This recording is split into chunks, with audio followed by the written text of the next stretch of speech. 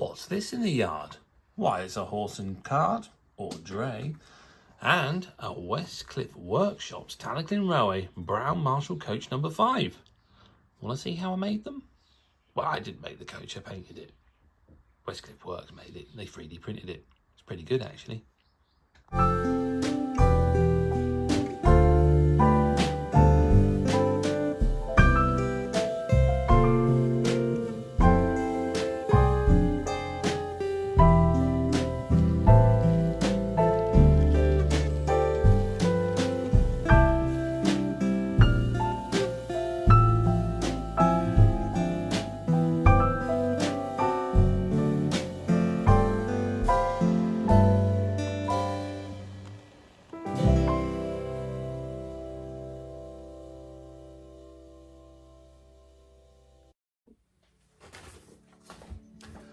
Right then, to try and curb my insanity, I suppose, of just continuously doing the shops along the high street, I decided to take a break from them and probably just work at them a couple of shops at a time. Otherwise, I just kind of go mad just doing shops and nothing else really progressing on the layout. So, for the time being, I thought I'd just get through a few of the little jobs that need doing. So, one of them will be working on this horse and dray or horse and cart. As it stands, that cart is far too big to fit on the platform with the cattle docks. There's just no way that'd be able to be turned around, even with the doors of the barn open. I think compared it to the barn, the roof of the door is about there to this here. So even trying to put it in there so it could be loaded, all the beer kegs would get knocked off. So that would never do. So as you can see, I've drawn some lines out where I plan to try and cut it down and shorten it. If that doesn't work, then I will probably have to completely rebuild it, and well, I mean, I'll probably just get might be a micro, snap this bit back off, get a bit of micro strip, and then I'll just make like a horse and cart, a very small cart there. In fact, think about it, I might just do that anyway, but we'll see later on when I get round to doing it. For now, I'm going to be working on something else. In fact, so. What I have purchased is these from Westcliff Workshops. So I think Alec, who runs it, has been very busy, and I emailed him some time ago, and you just have to be patient with him. Just wait and you will get a response. I think he's just busy with university. I think he had problems with printers, etc. But he emailed the other day and he said that the Talyllyn number 6 Douglas was in stock, and I was also interested in this coach number 5, the Brown Marshall coach number 5 of the Talyllyn brake coach. So I would like these. Thank you very much.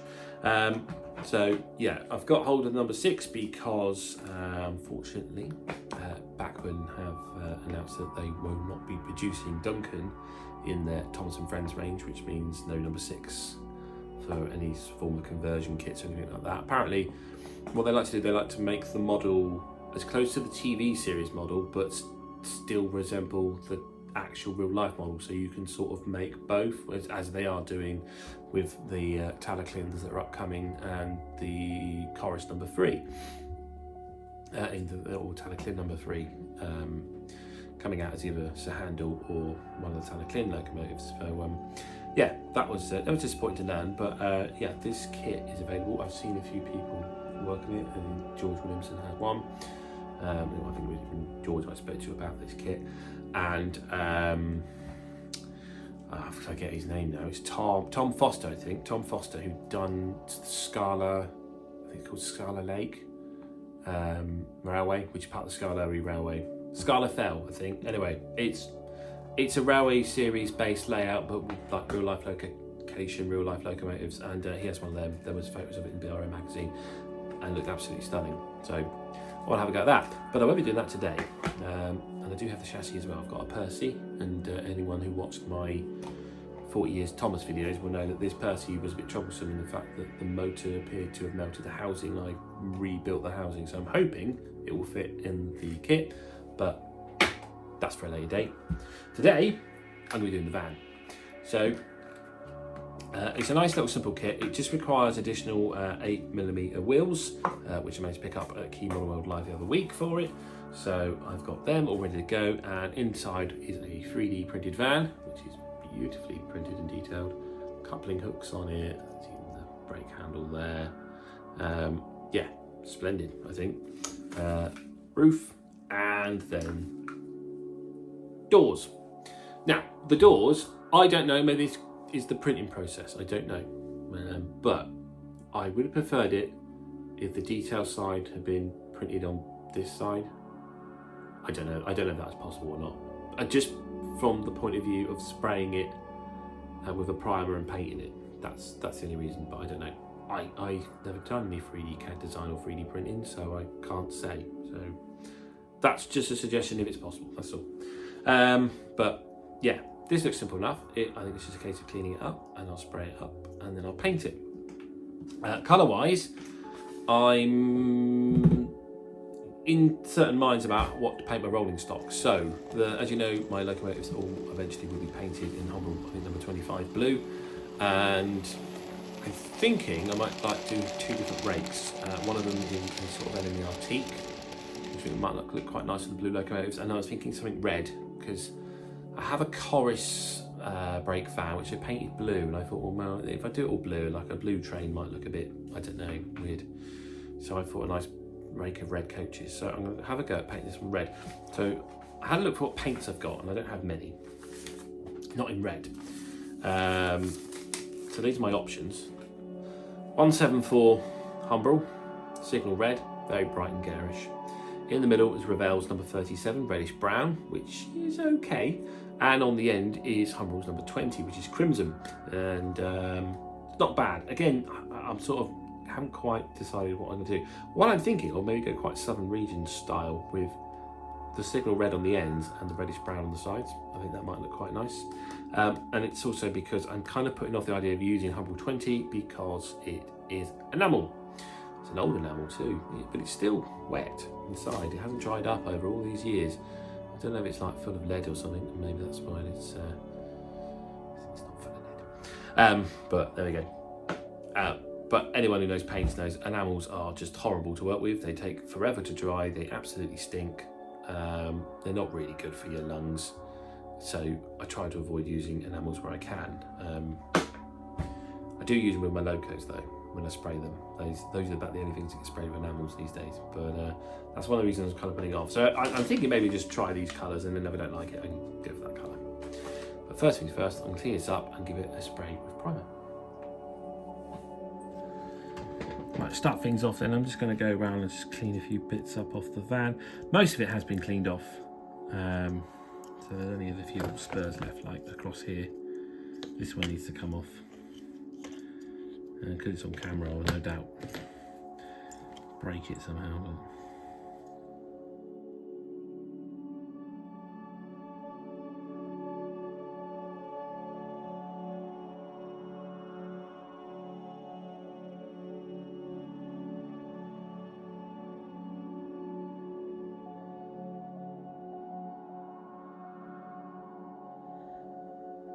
right, I've just given these a quick clean with some washing up liquid, just clean off any residue, and we'll let them dry. And then once that's dry, I shall spray it up with some Citadel grey primer.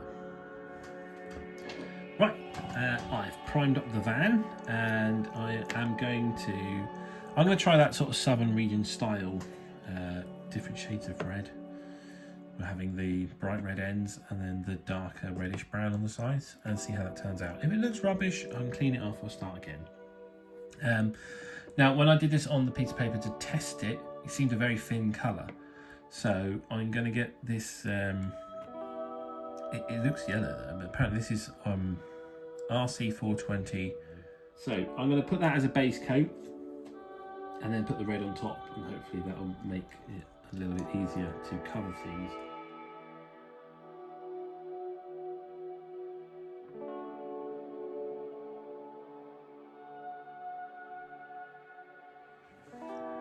Right then, looking more like Annie or Clarabelle right now. That's the sort of base coat on for working on this model. I've done the doors. Now the doors look like they have the options of being modelled shut or open. The only problem if I'm open is, as you can see, there's holes in the floor for the wheels. So I'm going to see if I can put the wheels on and cover that hole up.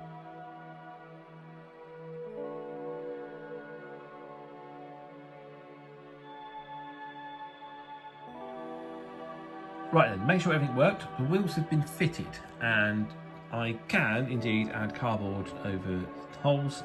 There's a bit in there, because the wheels just sit in the hole, they don't protrude, as you can see. So that's not a problem. What I did find was a problem was where this door is, at the bottom of it, it's frame. Oh, it's awful. Let me zoom in and see if I can get it. Point at it.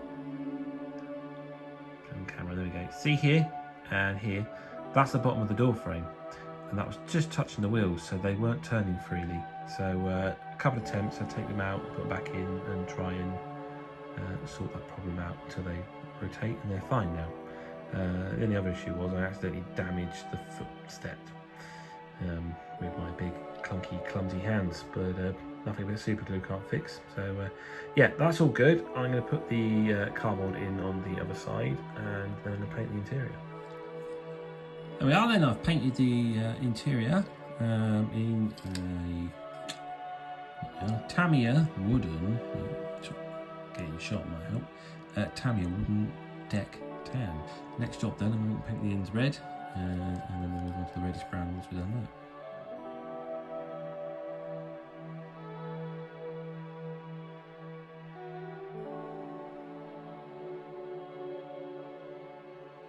Right, painted the ends. Quite like that red. I was tempted to paint the whole thing in that red, if I'm honest. It's not as bright as it first looked on the bit of paper. I think it didn't look too bad, but I'm going to try the reddish brown first.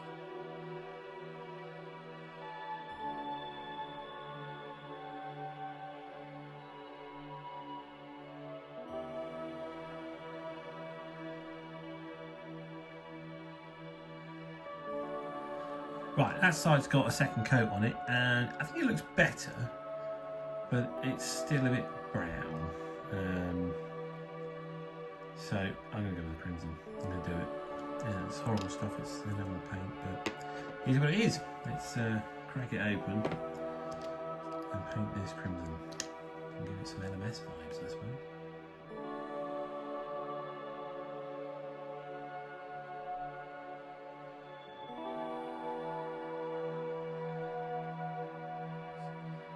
I'm definitely glad I went with that over the reddish brown. I think it looks quite smart. So yeah, I don't know why it looks so bad on the camera. It looks brown on the camera. Well, on this screen, maybe on your screen it might look okay. But yeah, I'm pleased with that anyway. Even if it doesn't look the way I want it to look for you. Right, I need to let it dry because obviously it's enamel paint, and one of the worst things about enamel paint is they take forever to dry, so I'm going to find something else to do whilst that paint is dry. Right, while I am waiting for that paint to dry, I have got another job I can do. I can work on this dray, or horse and cart if you prefer. It's too big for the cattle dock area. There's no way that the horse will be able to go down the embankment and turn this round. Even if they unhooked a horse, and it just won't happen. It's too big. So, as I previously discussed, I marked out where I'm going to cut this. I'm going to run the razor saw through it, glue it together to try and make a smaller cart and see if that fits. Here I've cut the dray in half and made it nice and shorter. It's in fact, I've only got here 2, 4, 6, 6, 7 planks took off in the end because I took an extra one off. I realised I could make it even smaller. So there we are, it's a bit of a stubby now, but that will fit in the catdock area a lot better. So I'm going to glue that together, and then I'll probably put a bit of filler in it just to tidy up the edges. Right, here we are then. I've glued it all together, put a little bit of filler in there, just need to sand it down, and then these parts here, I have no idea what they are. They're like the wooden harness from the cart to the horse. I'm sure someone can tell me what it's called. it was quite long, so I've shortened it. I'm not sure why it was so long. Maybe there's a reason. Maybe it's to, you know, whoever's riding here doesn't want to smell the horse's bottom. I don't know. I'm going to let that filler dry, sand it down, and then it's time for painting. It'd be interesting painting a horse. I've never painted a horse before, and obviously I want it to look realistic. So that might be a trial and error. We'll see. Here we are. The horse and cart is all painted up. So we'll start with the cart first. That's the easier one. The top deck, then, that's just the usual use of Life Colours weathered wood set with the base wood, and then using the dark wood, the two warm wood tones, and then just a little bit of cold wood as well, just to sort of blend that up. Then the framework, originally I'd done it in the light blue like I'd done with the Good Shed, but I felt it didn't quite look right. So I've gone back over it with Revell's number 54. There we are. Night blue. It's a bit of a darker blue. I think it looks better. And then just use Humbrol's matte number 60 red for all the framework underneath and the wheels. Now, if I was to do this again, I would paint all those parts separately because it was an absolute nightmare, particularly around here, trying to get the brush in and paint everything. There's a lot of touch-ups. So yeah. With that, I've also painted the steel rims of the cart wheels, just using Humbrol's number 56 aluminium, and then the whole thing has just been given a black weathered wash, just to muck it up a bit, make it look a bit worn and weathered. The horse, I'm particularly pleased with this horse. So, started off with Humbrol's RC420. It's been a popular colour for this video. There it is, it's the warning band orange. That was the base coat for it. And then I used the weathered woods colours, starting with warm wood 2 and number 1, and just brushed it onto the horse and sort of laid the colours over each other. Then added a bit of the warm base on top of that, and sort of left the lighter colours around here. I used a photo of a horse for reference, and then we just, as it got further up towards the mane, use darker colours. So I used I tell you what you did use. I used red leather as well. That was quite a good choice of colour. So it was, I think, I should have filmed it really, because I can't remember. Right, I think in order it went 2, warm wood 2, warm wood 1, red leather, warm base, dark wood, frame dirt. So yeah, the horse has got frame dirt on it, and then just built those colours gradually up to the darker at the top, and then highlighted the hooves with just a Humbrol white, and then used I think this one, yeah, wooden grey umber life colour, just to sort of tone down that white contrast.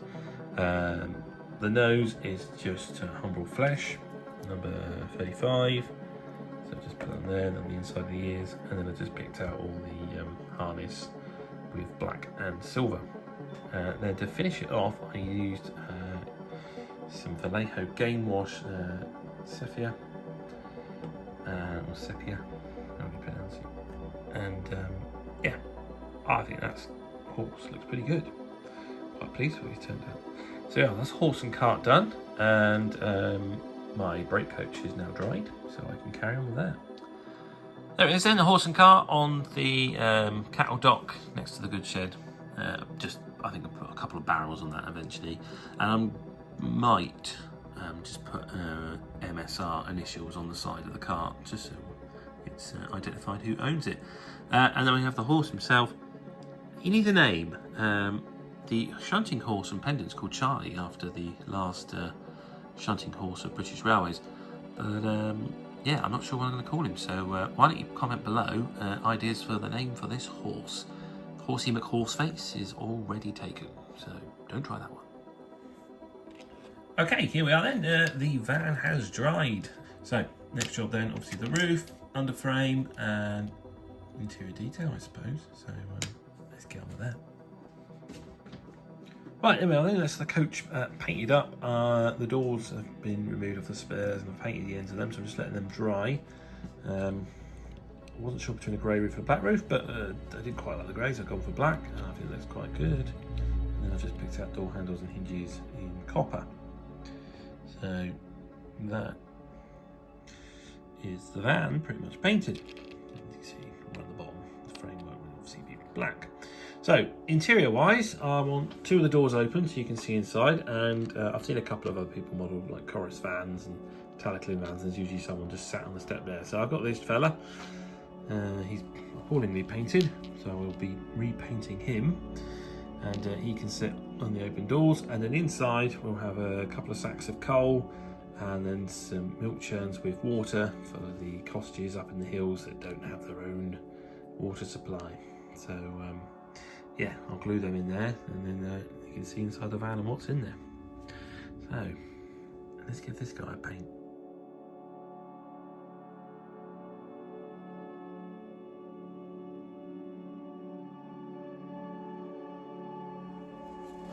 Right, here we are with the van. I've glued the doors on. They just need a little bit of filing down. I don't know if it's because I painted them and therefore they became too thick. Maybe you put them on first, but anyway, I've done that. And yeah, all glued in place. Can't remember if I showed you the guard or not. In the end, I didn't paint in blue, I painted in black. So black trousers, black waistcoat. It's a nice warm sunny day. There's he's holding his hat in his hand. A couple of copper buttons. This figure's okay. I think it's like one of those. It's either one of the packs of eBay where you buy like the sitting figures, or I bought a load from Gauge Master a long time ago, like 100 HO scale figures. So he's not quite OO gauge, but he'll be alright. Maybe I can replace it with a Model U one at some point, because let's face it, the Model U ones are far more superior. But he'll do for now. So he's all painted up, he's ready to go. I've got the bits to go in the van, so I'm going to glue all this in, and then I think it's just a case of adding the roof, and then I need to put some sort of markings on the side to number it up. So I'll have to go look through my transfer sheets and see if I've got anything suitable.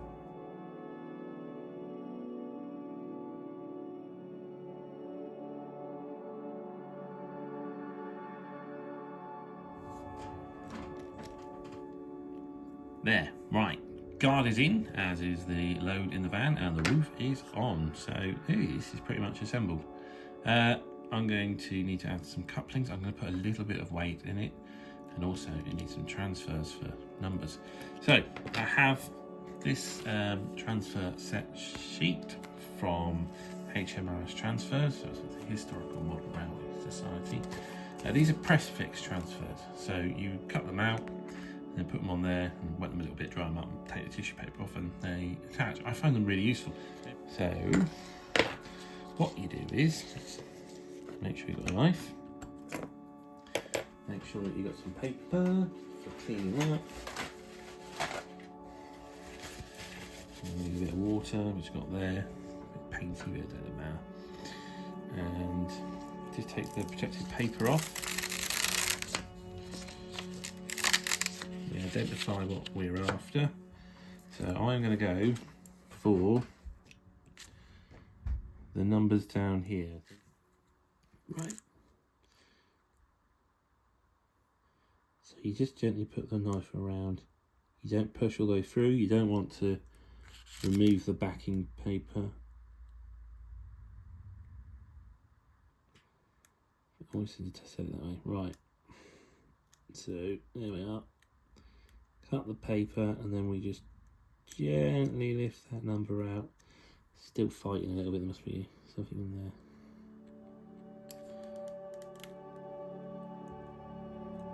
There we go. Right. Take my tweezers, put that there.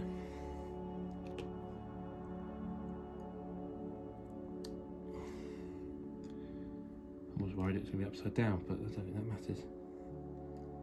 And we'll place it on the second plank, so we use that as a line up.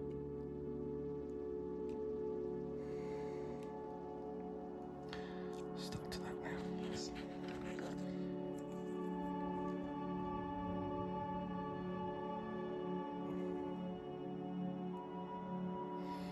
About there.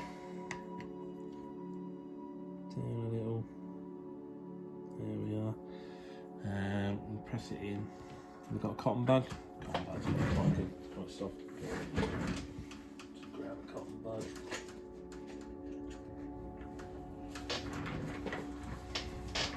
Just gently press that down.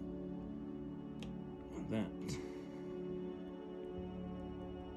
Should be holding it in place. And then we simply wet the tissue paper. Go back over for in a minute. So let's get a brush. Don't need a lot of water, so I only need a little brush. There we are, I do.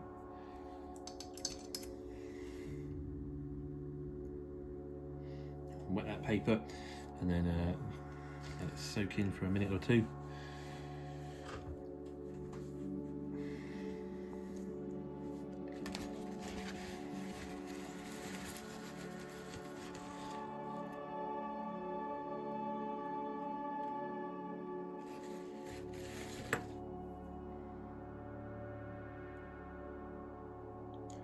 All goes well. There we are. I've just realised, idiot. Start with a 0 because it was upside down. I've done 0 and I should have put that 0 there. Anyway, you get the gist of it. Idiot. Oh, it could be number 7, 0, 7. Just. Oh, you numpty. I think I might be able to move it.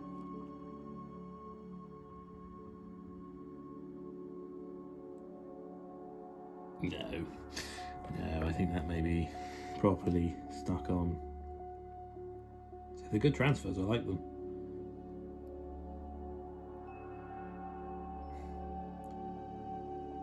Yeah, no, I have to accept defeat in that one. I'm going to take that one off and I'm going to start again. But yeah, you get the idea of how it works. Right, there we are. That's the numbers in the correct position now. And yeah, just number 10 on there. It would be nice to put a number in front of it, but there isn't one in gold. No, not in here. So, is what it is, I suppose. Right, we'll do the other side and try not to cock that one up. So, wish me luck. There we are then, number 10 on both sides of the van. So it's all numbered up. 2 jobs left then. Well, actually 3 jobs. It needs a bit of a weathering as well. Couplings. These are Pico. Which one would it be? The LC couplings with pockets or pocket couplers? This one, GR103. I use that one with a 102, which is them. So, 103s. They come in a male and a female. You just glue them together, and then we'll glue them onto the bottom of the van.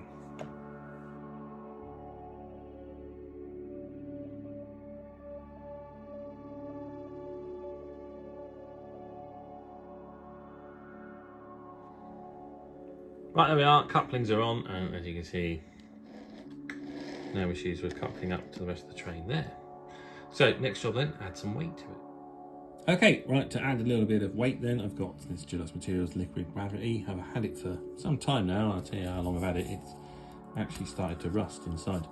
We're just going to put a very small amount in this little recess here. So, we'll start off with a bit of glue in the bottom. Now the thinner, runnier stuff is usually better for this, but I haven't got any, so this will have to do.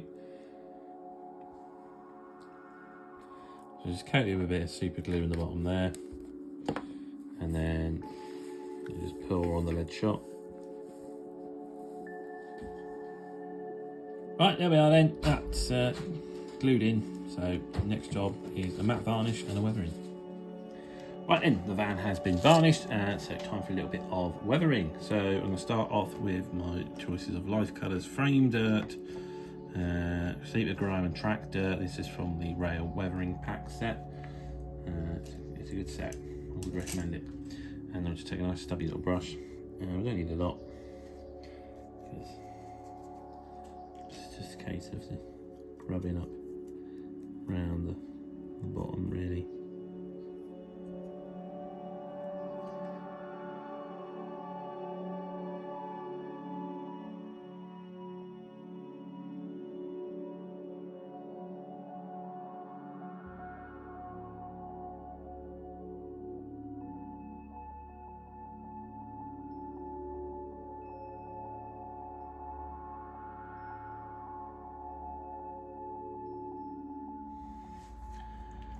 that's the framework all weathered around the bottom.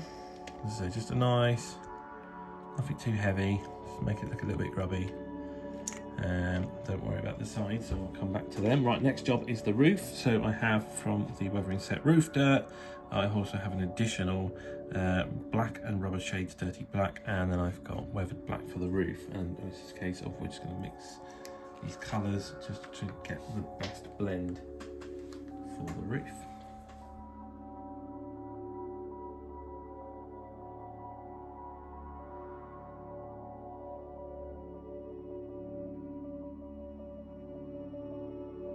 Right, that's the roof done.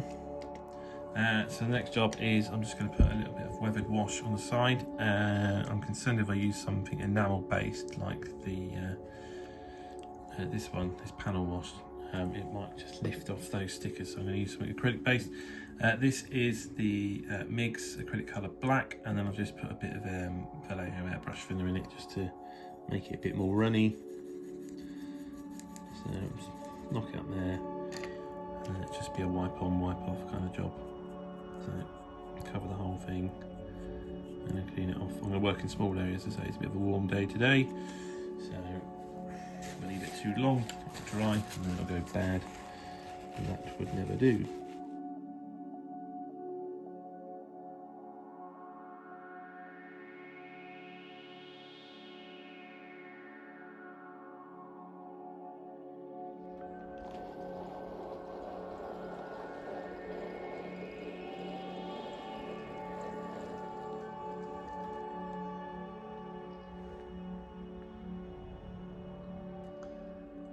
So here it is, then the completed van, weathered, numbered, and all part of the train. Looks pretty good. The mismatched coaches don't help though. I think I know what I need to do next.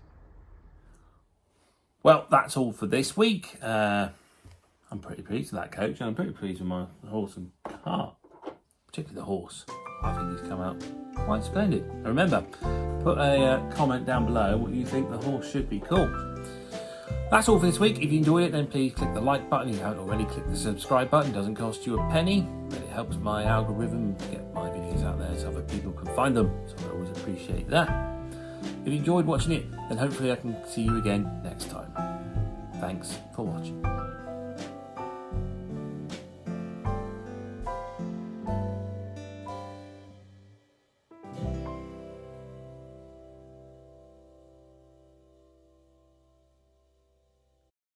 Well, look, there's more.